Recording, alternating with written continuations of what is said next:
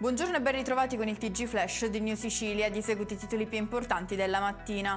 Finisce in manette a Carini, in provincia di Palermo, un giovane di 20 anni accusato di aver accoltellato il padre. Il ragazzo sarebbe intervenuto per difendere la madre durante una lite familiare. Maxi sequestro di hashish sulla A19, poi la Polizia di Stato ha arrestato 4 uomini che nascondevano oltre un quintale di droga sotto un blocco di Pietralavica. Il carico diretto a Palermo avrebbe rifornito le piazze di spaccio locali con l'obiettivo di alimentare le organizzazioni criminali coinvolte nel narcotraffico.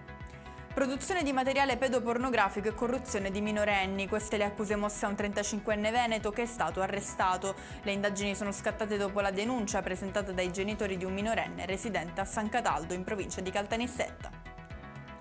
Non un minuto di silenzio contro la violenza sulle donne, questa è la scritta che si leggerà sulle maglie dei giocatori del Palermo nel pre-partita del match di domenica contro il Sassuolo. Un'iniziativa, quella dei Rosanero, dedicata a Sara Campanella, la giovane uccisa dal collega universitario a Messina, e alle altre vittime di femminicidio.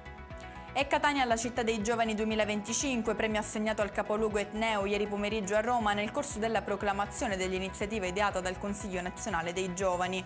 Una contagiosa rinascita nel segno della vitalità delle giovani generazioni, ha commentato il sindaco trentino. E con questo è tutto, prossimo appuntamento più tardi alle 19:30. Grazie per averci seguito, buon proseguimento di giornata.